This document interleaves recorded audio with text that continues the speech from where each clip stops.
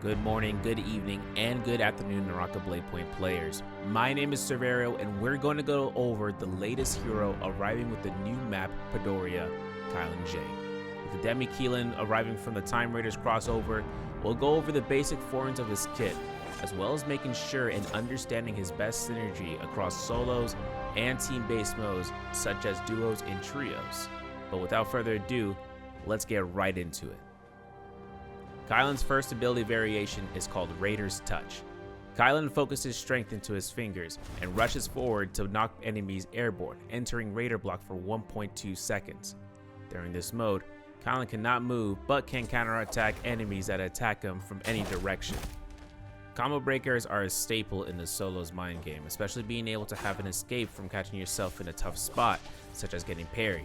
However, with Raider's Touch having the extra benefit of the pushback, allowing for faster engagement, catching your opponent where you're least expecting any of their follow-up attacks. Now, considering it in trios, if you do find yourself in a spot where you are caught into a blue focus, you can also use it as a peel option and also guaranteeing kills across the board.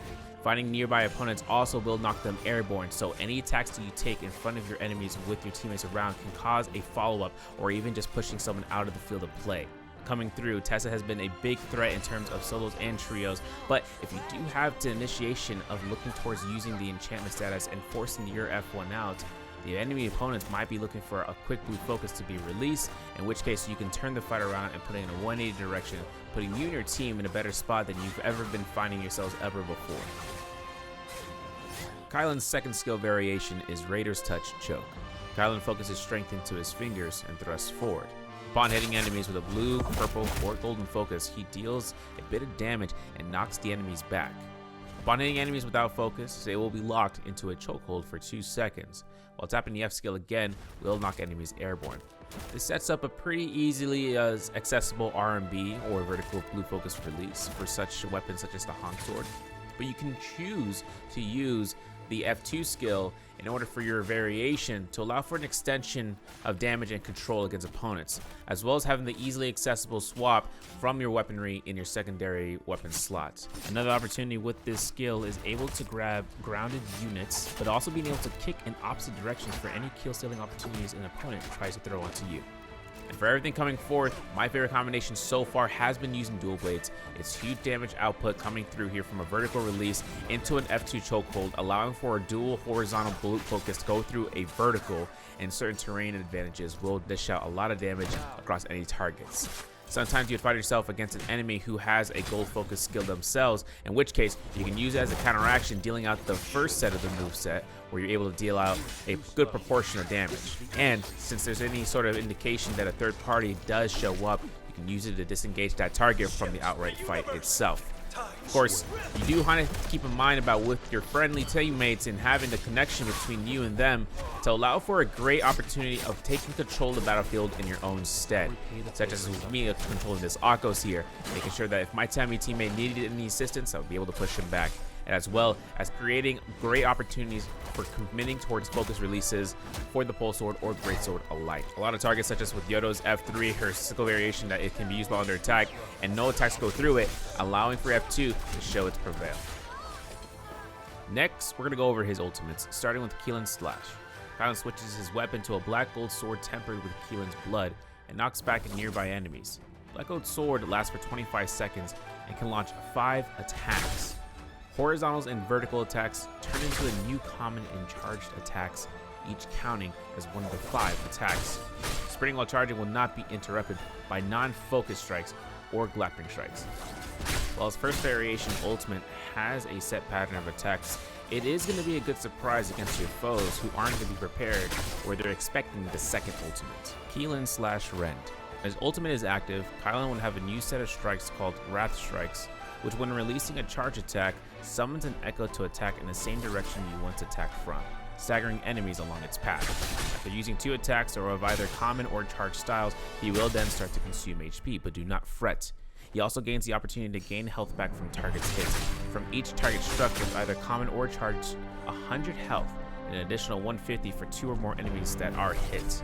Now keep in mind that both of these ultimates come with 2 types of benefits. One, as seen earlier, was the ability to be able to parry and strike with with a charge strike swing, but also to the case scenario of its unique capabilities with a Kylin guard. This state allows for 4 seconds of vulnerability from any damage taken and allows for you to use strikes with no bars attached, no pun intended, and keeping yourself into the fight when all things seem to be at its lowest point.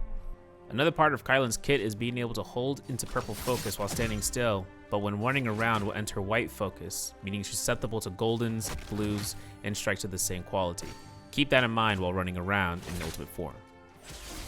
An easy combo to set up is a charge strike into 2 horizontal strikes, guaranteeing at least 3 strikes upon the enemy in fights.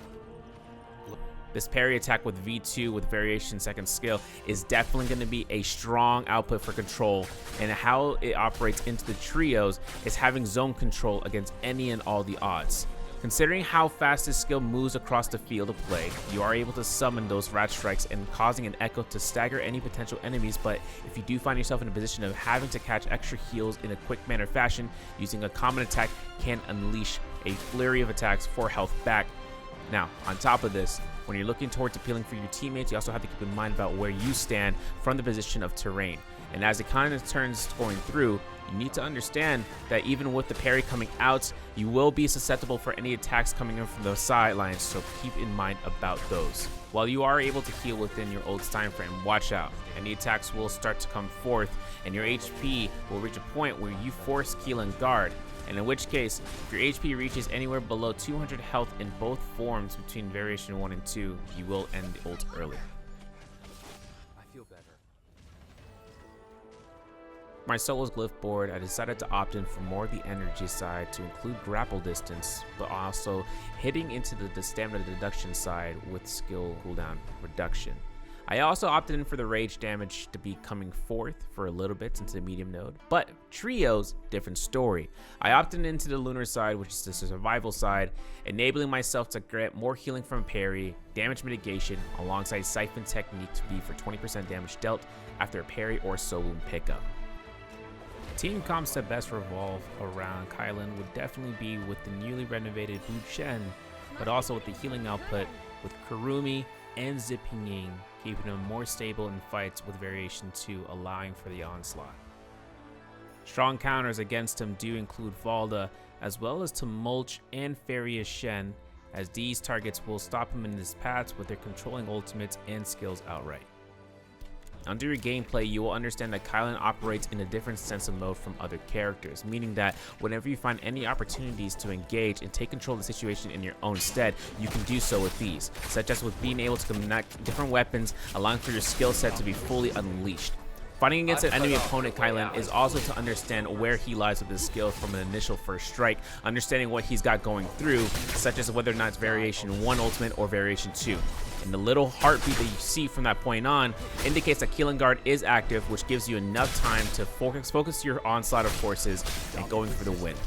A lot of chances come out towards using the survival gift board inside of trios, where right here, able to catch enough healing to sustain myself through damage dealt, catching parries left and right, and forcing myself in a position where my team is able to connect towards this and me to get nearly all the health back into my stead, completing the mission of surviving. And Killan guard can be used under extreme circumstances, being able to be used while under 10i ultimate and not taking a killing blow that would have otherwise sent you towards the end of the game and forcing out a fight that would have been done early on, so for you to grab enough sustain to make it through.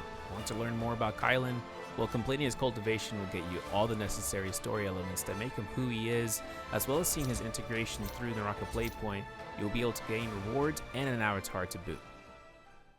Kylin's a fascinating character to enter into the battlefield of NARAKA BLADEPOINT, and I'm excited to see where he stands through, especially coming into the battleground for both team modes and solos.